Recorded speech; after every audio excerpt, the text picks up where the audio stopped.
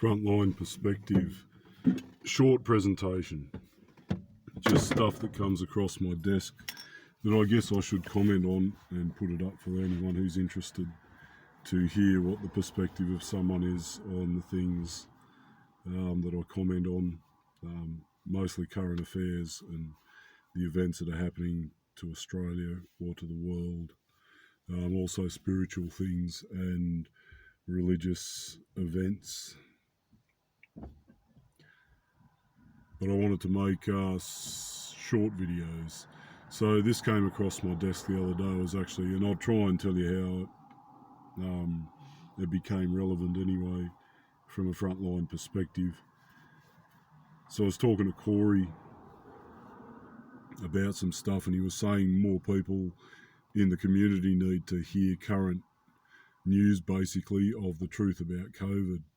I mean, it's starting to find its way into the mainstream news media.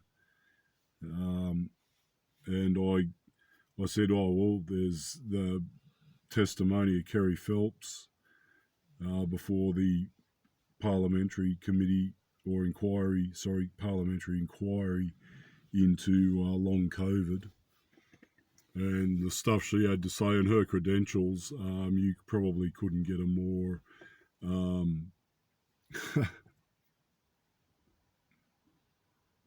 a more system-oriented individual than Kerry Phelps. She's a lesbian. She was president of the AMA at one point, and a list of credentials along those lines go on and on. So I think she was well and truly qualified to comment, and her testimony should be taken seriously, at least by fellow left-wing liberals, right? Left-wing wokies. She's a left-wing wokie, mate, and you hear what she has to say, go and read that. Anyway, Corey said to me, yeah, but that was a little while ago. I still don't think that was that long ago that it's going to be that irrelevant to people. But I said, well, the most recent one I said was Barnaby Joyce, but that was an errata. So it wasn't actually Barnaby Joyce. I'd listened to two videos that night. One was also with an interview with Alexander Downer. There was an interview with Barnaby Joyce and an interview with Alexander Downer. It was actually Alexander Downer who made the most current statement about the truth of what was going on during the COVID period, the truth of it, that I've heard lately, in a very concise statement, right? He didn't linger on it, but he used it to preface the points that he was going to make.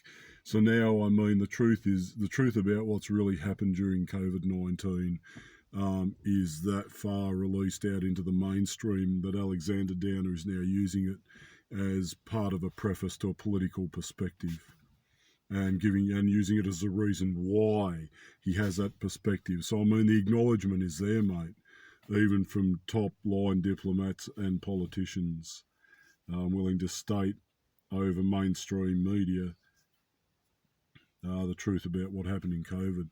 So I got that wrong. I told him it was Barnaby Joyce. The other thing about the Barnaby Joyce video, which I should play you as well, is I thought it was Barnaby Joyce who admitted that, and he admitted something else at the end of the video, which was quite profound.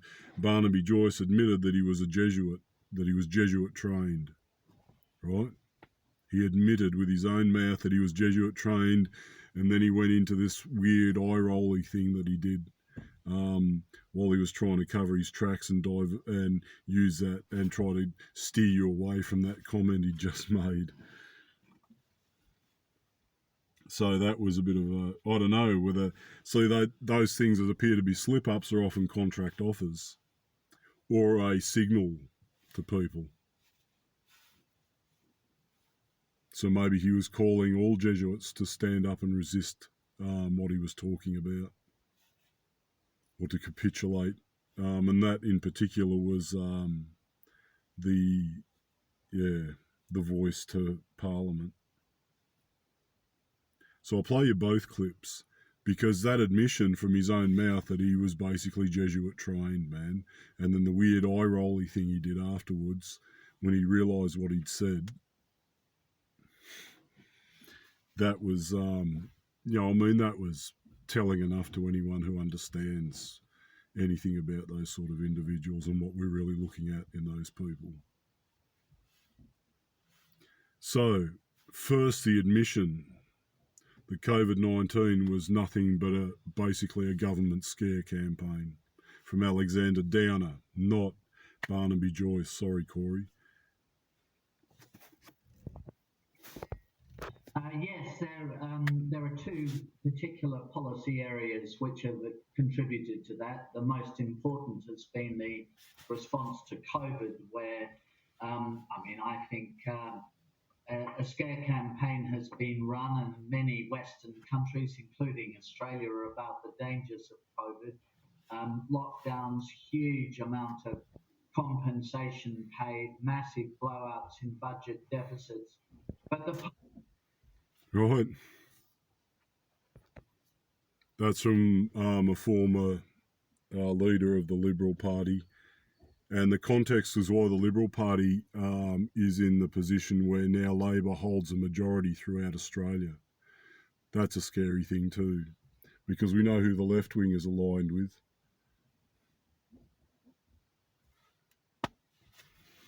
Yeah, man. And they now hold sway in Australia. So that is a signal in itself for anyone who's listening. But the admission of the man who was once the leader of the Liberal Party and has been one of Australia's premier diplomats said clearly that the response to COVID by the government, not only of Australia but around the world, was basically a scare campaign to scare people into complying with their agenda that they wish to enforce upon the population. Right is the rest of that sentence. Why the scare campaign? Because they had another agenda and they used fear to enforce it throughout the populations of the Western world. Anyone connected with Western countries, and the current push toward globalism, environmentalism, and digitalization of the individual's identity and their currency and their assets, hence erasing their relevance from the real world and making their digital relevance more important to the average person than their actual real physical life in the real physical world that has real consequences, not only to themselves but everyone around them. Physical consequences and spiritual consequences. They want you completely detached from that. So they're taking away the last vestiges of your connection to the real world, the physical world, the truth of our reality, the way God made it. And they're creating an artificial reality inside a virtual space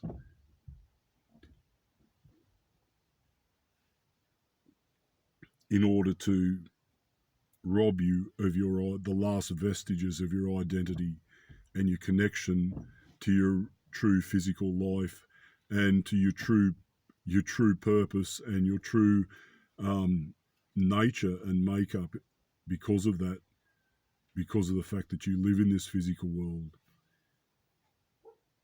That's the whole point of that.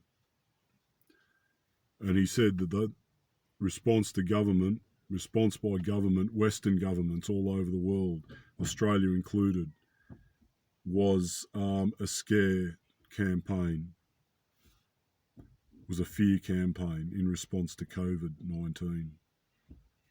So the response, what he's saying there too, is that the response is completely disproportionate to the threat. That's the implication of that statement as well. And that is probably the thing that is most provable from their own documentation. I've looked at their own documentation. Government documents show clearly that they threw out the baby and the bathwater, man, when it came to proportionality of response according to their own policies, guidelines, recommendations, etc., right? Even legislation in some cases, and certainly constitution. They just completely ignored any sort of constitutional rights. Although Peter King, in the Hazam Henry case, took them apart constitutionally. Yeah, I listened to that whole thing, mate. Peter King's constitutional arguments about Section 53A were right on the money, man. It was, yeah.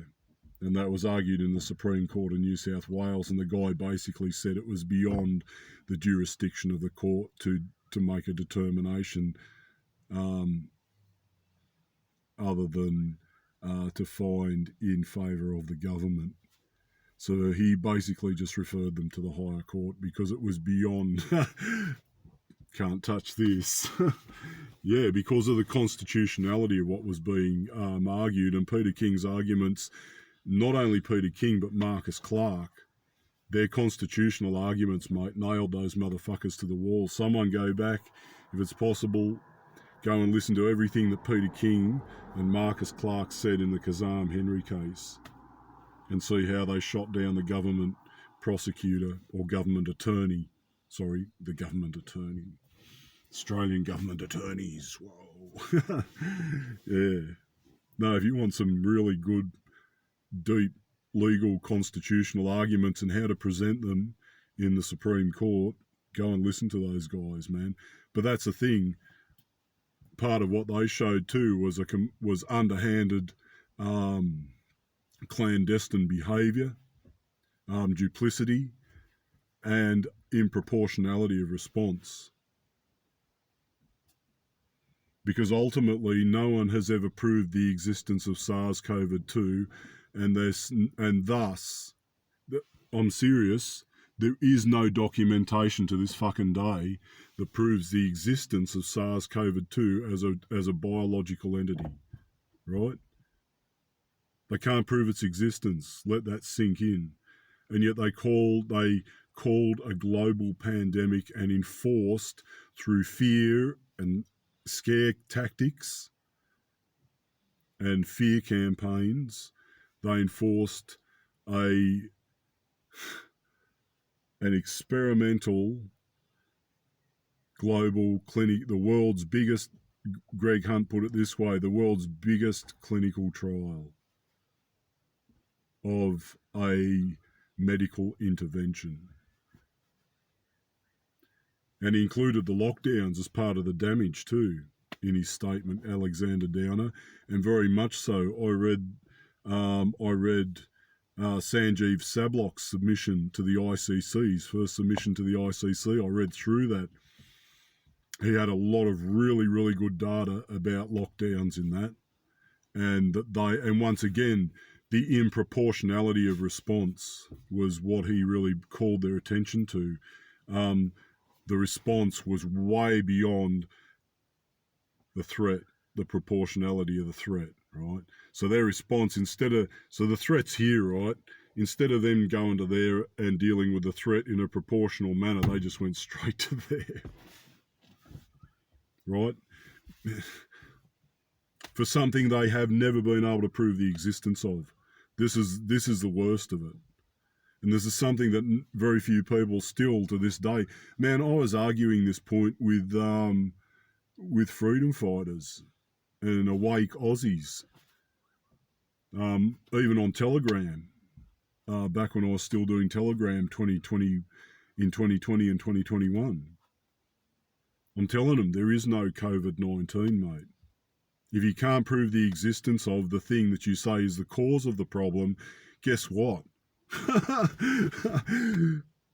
Really, is it that hard to fucking see? Fuck. Really? But no one wants to seem to acknowledge that, or at least they didn't back then. And it's still quite interesting how few people are actually aware of that fact. But not once in this whole pandemic have they ever been able to prove the existence of SARS-CoV-2, and yet the documents that actually authorise the release of Pfizer and AstraZeneca medical interventions for COVID-19 both name SARS-CoV-2 as the cause of COVID-19, which the medical interventions have been supplied in order to treat. And yet they've never been able to prove the existence of SARS-CoV-2. Not one fucking document in the world, mate. So you see why Alexander Downer said that it was based on scare. It was based on a fear campaign. Their response was to scare people about COVID-19. And instead of people using their critical thinking and reading the government documentation, because all the truth's been there since fucking 2000, since January 2001 in those documents that I just referred to, the TGA Australian Public Assessment reports for Pfizer and AstraZeneca. And the government had that information at the end of 2019 and released it publicly in January, at the end of January of 2021. That's how long that information has been sitting there staring you in the face.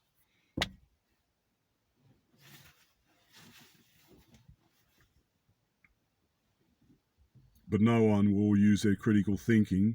No one will engage their brain enough to go and sift through the government shit and find the truth, except for some couple of bums living in their fucking cars, basically. Really, do you have to be this far out of the system in order to be able to see the truth of what's happening inside the system, what's being done to you?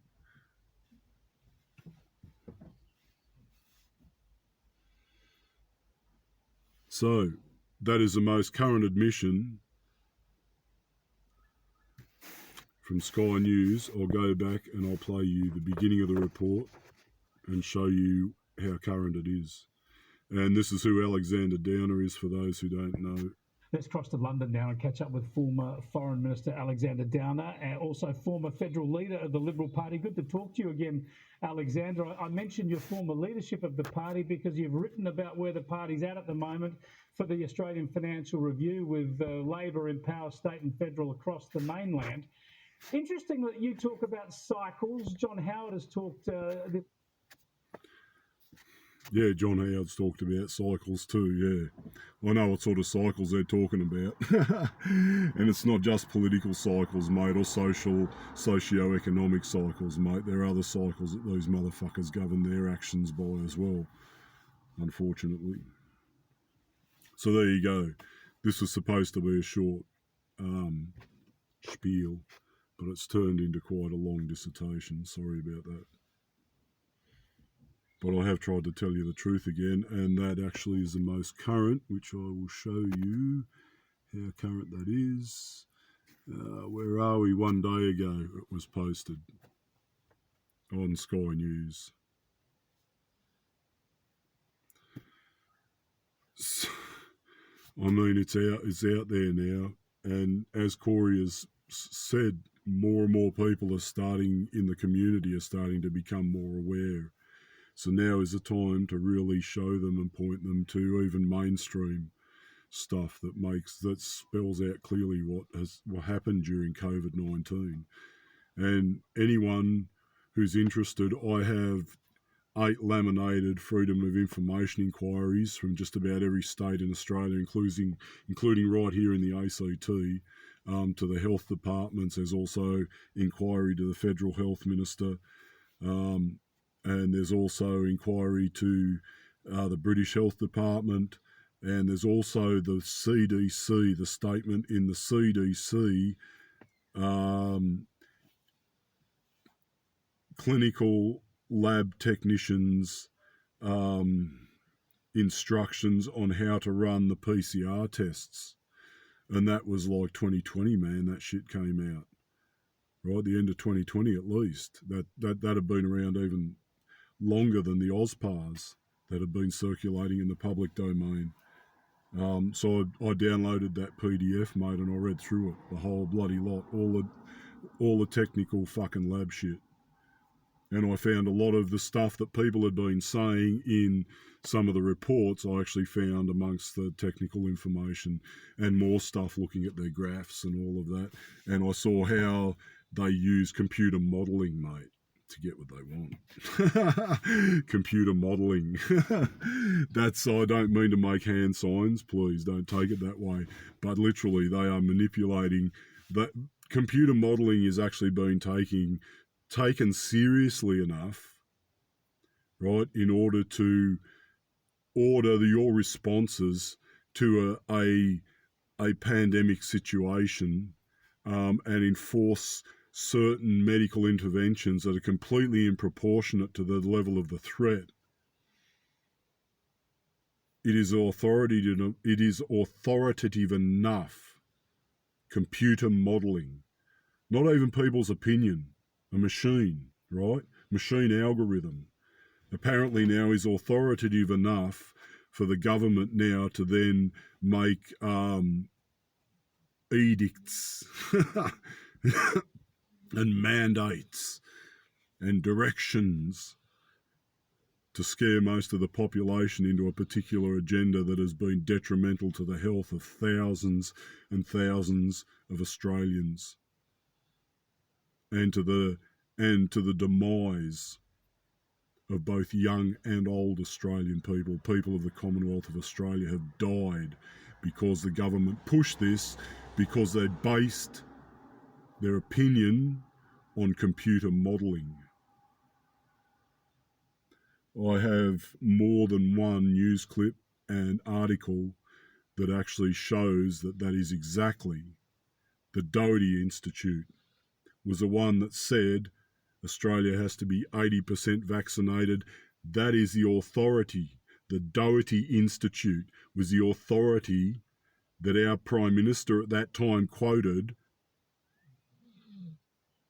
right, for the reason that he was pushing for 80% of Australians to receive a medical intervention. The Doherty Institute. And they based their information on what? Oh, the computer model.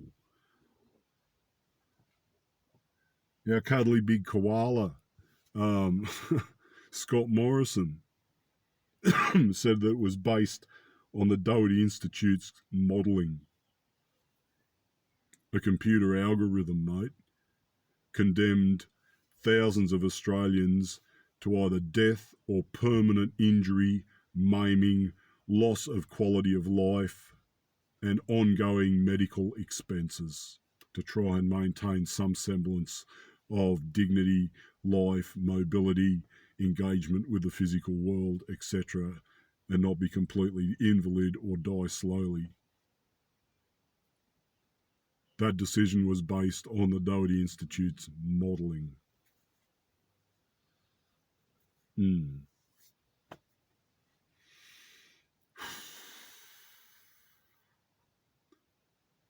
So there's a frontline perspective for you. Something that came across my desk. Oh yes, I have to share this with you too. Let's go back and find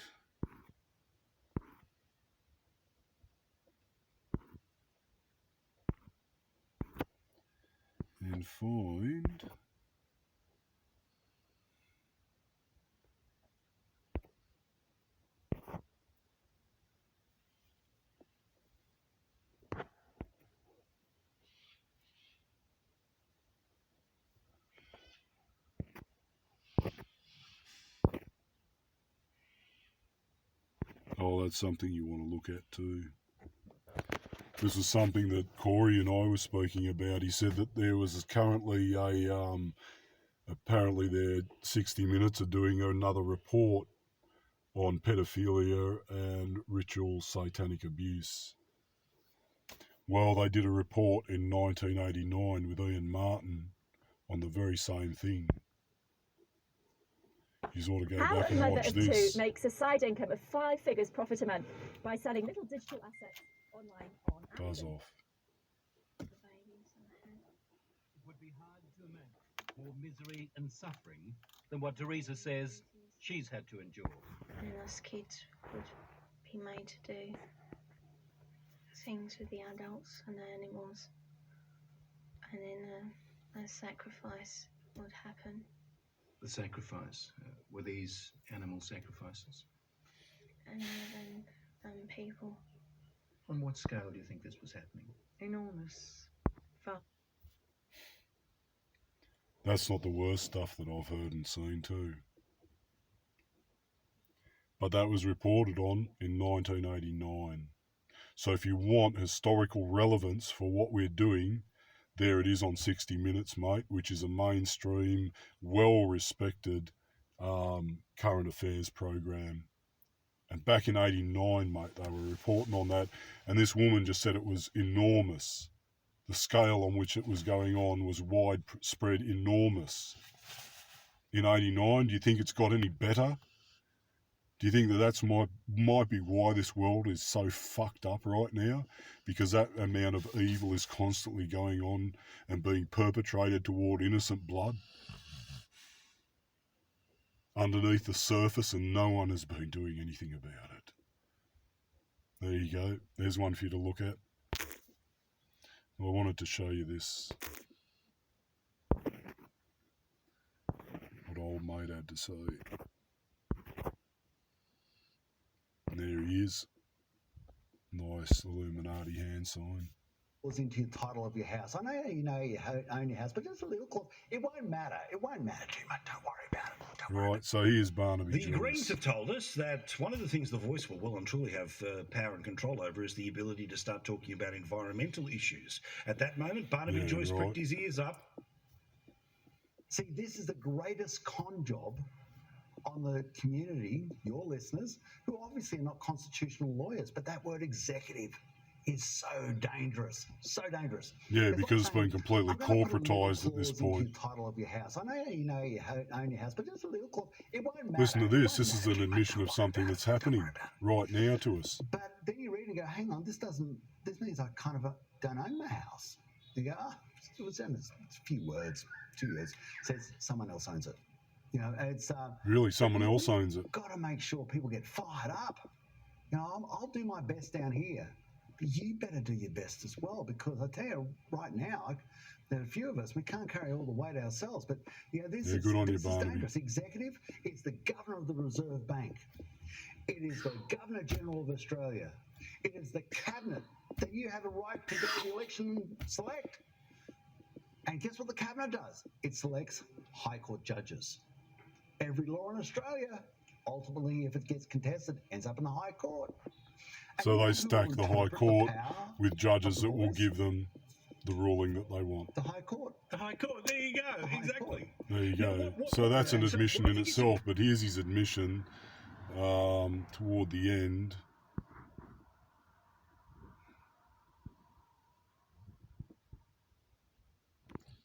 That he's a Jesuit.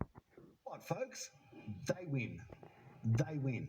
So it's not as simple as you think, and this is why it's a con job against people who are naturally enough got other ththings to do than interpret constitutional law. Now, I just was having a read through it because I am, it's the Jesuit side of my education. I'm sorry? Page 222, if I remember. I'm sorry, what was that, brother? Can we have that again, please? It's not as simple as you think, and this is why it's a con job against people who are naturally enough got other things to do than interpret constitutional law. Now, I just was having a read through it because I am, it's the Jesuit side of my education, and it's page 222, if I remember correctly. I think it's 4.2.5. Now the weird eye rolling thing again. It says quite clearly there in the document, in the sort of the Indigenous Heart document that's delivered to the Australian government, that we are not to be. There you go, right?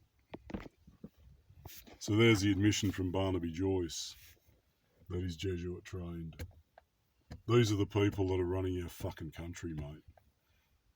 Once again, a deeply connected, ancient, older than the fucking Freemasons, secret society that has always been politically involved in the politics not only of Europe but of this world, mate. The Jesuit order, the Sons of Loyola. Yeah, man, you wonder why this country's so fucked up. And people just won't acknowledge this stuff and do something about it. All you have to do is acknowledge it and say, no, it has to stop, and call these motherfuckers out and take a stand until you weed them out of the woodwork. Otherwise, your country will just keep going the same way, man. And you can vote for whoever you like, mate. But at this point, these people are so infiltrated and entrenched in every aspect of society and community and culture and politics and business and corporations, right? You're just not going to get away from them, mate. You're not going to get away from them. And the real danger is things like MKUltra, where the person can appear to be one thing for quite a period of time, but at a critical juncture, they act completely out of character.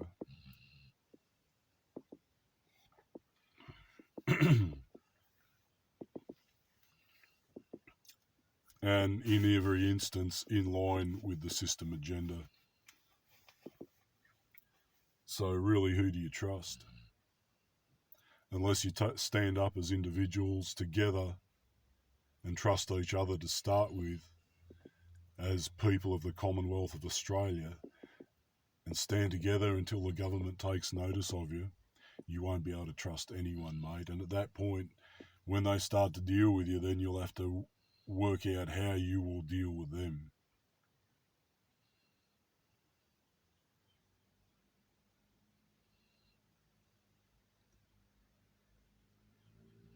And at that point, if you actually show that much balls, the military might even stand with you.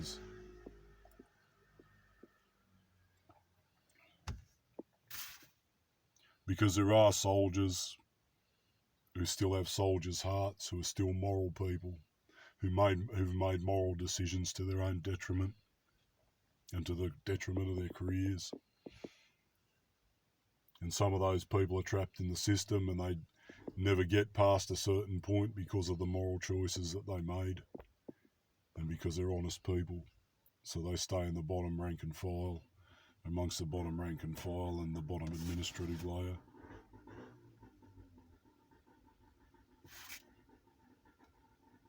Sorry, I got something in my eye. I'm not trying to make hand signs. But yeah.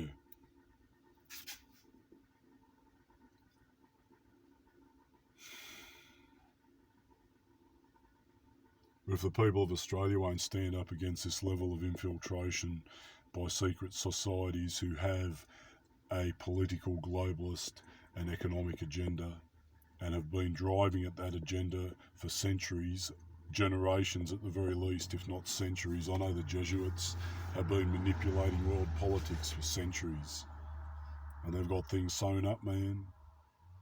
Why do you think the Pope, even though the Catholic Church is so diminished in its numbers, why do you think the Pope still wields so much power? Because of the political affiliations and ties and influence that that individual has. And because of the wealth that those people have amassed through the slaughter and the blood of countless people. Just about every bloody deed that's been done on this earth to make money since the time that the Vatican was conceived, mate, the Vatican has had a fucking hand in it. Especially if it's been anywhere in Europe, the Middle East, Mediterranean or Northern Africa before the world spread out further. Yeah, mate, that's the testimony of fucking history. Go and look it up.